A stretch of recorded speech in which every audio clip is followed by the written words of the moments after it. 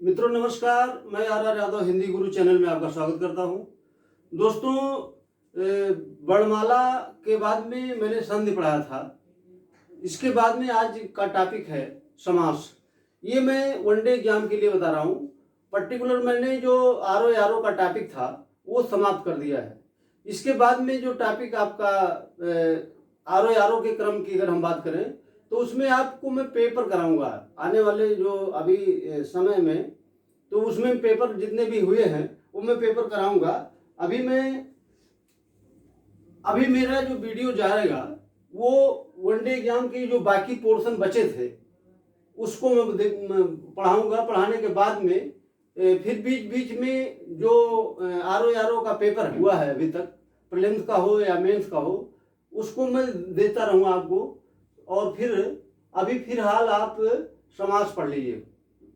समास के क्रम में देखिए मित्रों, जैसे आप जानते होंगे कि दो शब्दों के मेल से बने नवीन शब्द को समास कहते हैं।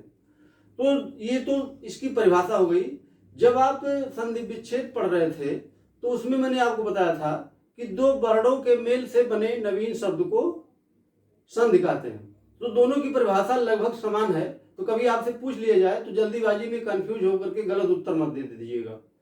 तो अब आज पढ़ेंगे समास। तो समास आपसे पूछा जाता है प्रश्न कि मुख्य रूप से समास कितने प्रकार का होता है। तो वैसे तो समास में आपको बताऊं कि लगभग 100 प्रकार का समास होता है, लेकिन आपके कोर्स में मात्र 6 प्रकार का समास दिया गया है और वही पढ़ना है। संस्कृत में कुछ ज्यादा समास दिया गया है, जैसे आलूक समास है, नंज समास है, बहुत सारे समास हैं जो आपके कोर्स में यहाँ पर फिलहाल नहीं है।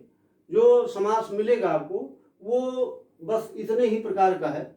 तो कुल मिलाकर के अव्ययी भाव समास, तत्पुरुष समास, द्वंद्व समास, बहुब्रीहि समास। जो तत्पुरुष समास होता है उसके कई भेद होते हैं। इन्हीं भेदों में मुख्य रूप से 2 भेद हैं जिसको आप द्विग समास और कर्मधारय समास कहते हैं। अब देखिए, समास पढ़ने के पहले आपको कुछ इसमें जो बेसिक चीज है उसको समझ लीजिए। इसके बाद में मैं आपको कुछ ट्रिक बताऊंगा कि जो इस ट्रिक का पालन अगर आपने किया तो ये आपके 100% मार्क देने वाले होते हैं। ये टॉपिक ऐसे हैं कि जहां से आपके प्रश्न गलत नहीं होने चाहिए। अब आप देख लीजिए कि शब्द एक होता है और एक पद होता है। ठीक है, आपने सुना होगा, पढ़ा होगा, एक शब्द होता है, एक पद होता है। तो जैसे हमने यहां पर लिख दिया है कि यथा शब्द लिख दिया और उचित लिख दिया, तो ये 2 शब्द हैं।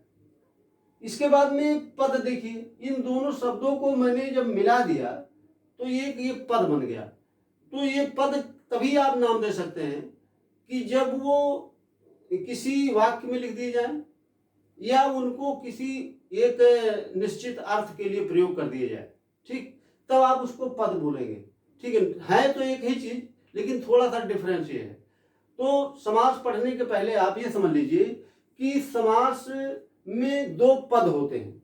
जैसे समास में 2 पद मैंने यहाँ पर ऐसे लिख दिया, यथोचित जैसे लिख दिया, तो यथोचित का मतलब है ये यथोचित लिखा गया तो 2 पद हैं, एक यथा है, एक उचित है। ठीक, तो जैसे यहाँ पर मैंने लिखा प्रथम पद, तो ये प्रथम पद है और ये द्वितीय पद है। ये जो उचित लिखा गया है ये द्वितीय पद है। तो इस प्रथम पद को हम पूर्व पद भी कहते हैं और इसी पूर्व पद को हम अग्र पद भी बोल सकते हैं, या इसी का एक दूसरा नाम हम पहला पद भी बोल सकते हैं। और जो द्वितीय पद है इसको हम उत्तर पद भी कहते हैं, इसको पश्च पद भी कहते हैं और इसको दूसरा पद भी कहते हैं। तो एक ही शब्द को हम कई नामों से डिनोट करते हैं और इन्हीं शब्दों से ही इसकी परिभाषा बनी होती है। जितने भी समास हैं आप देख रहे हैं, इनकी एक परिभाषा है। तो आपसे यहाँ से जो सवाल पूछे जाते हैं उनका नेचर क्या होता है मैं आपको बता दूं कि एक तो परिभाषा से प्रश्न करेगा और दूसरा वो प्रश्न करेगा कि कोई समास लिख देगा, पूछेगा किस प्रकार का समास है, अव्ययी भाव है कि तत्पुरुष है कि द्वंद्व समास है। जो भी लिखना है उसको 4 विकल्प दे देगा आपको।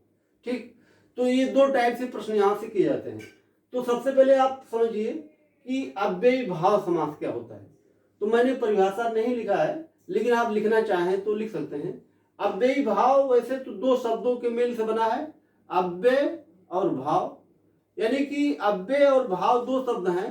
अव्यय का मतलब होता है कि जिस शब्द पर लिंग वचन कारक आदि का कोई प्रभाव न पड़े उसे हम अव्यय कहते हैं। इसकी परिभाषा आप लिख सकते हैं कि जिन शब्दों पर लिंग वचन कारक का कोई प्रभाव न पड़े उन्हें हम अव्यय कहते हैं।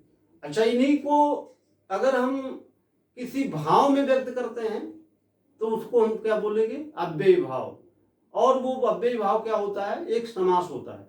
तो इस समास में कुछ ट्रिक है, तो उस ट्रिक को मैं लिखा देता हूं आपको, और उसके बाद में आप उस शब्द को कैसे समझ पाएंगे कि वास्तविकता में ये किस प्रकार का समास है। तो आप ऐसे समझ लीजिए, जैसे मैं आपको बताता हूं, जैसे कोई शब्द लिखा गया है यहाँ पर ये चल नहीं रहा है, था ऐसे देख लीजिए आप कि यथा और उचित दो शब्द लिखा गया है। तो यथा उचित का मतलब है कि यथा जो शब्द पहले लिखा गया है, यथा शब्द, ये शब्द अव्यय है और उचित शब्द भी अव्यय है, और दोनों को मिला देंगे तब भी वो अव्यय होगा। ठीक है, तो ये दोनों शब्द अव्यय होने के कारण ही इनको हम अव्ययी भाव समास बोलते हैं। ठीक, तो जैसे हम कोई शब्द मिलता है आपको कि जैसे लिख दिया गया कि यथा शब्द, जितने भी प्रकार के, ये बहुत बड़ी ट्रिक है कि यथा शब्द किसी शब्द के पहले मिलता है तो वहां पर अव्ययी भाव समास ही होगा। ठीक, और इसमें बहुत सारी ट्रिक है जो मैं आपको बताऊंगा, क्योंकि इस ट्रिक के अलावा कुछ शब्द मैं आपको लिखवा दूंगा, कुछ ट्रिक बताऊंगा, कुछ शब्द लिखवाऊंगा, और उसके बाद में ये अव्ययी भाव समास आप बहुत आराम से समझ सकते हैं। तो इसके बाद में मैं आपको तत्पुरुष समास बताऊंगा, फिर तत्पुरुष समास के भेदों को बताऊंगा, फिर द्वंद्व समास, फिर बहुब्रीहि समास। इस क्रम में मैं आपको आगे वीडियो दूंगा। तब तक के लिए मित्रों धन्यवाद।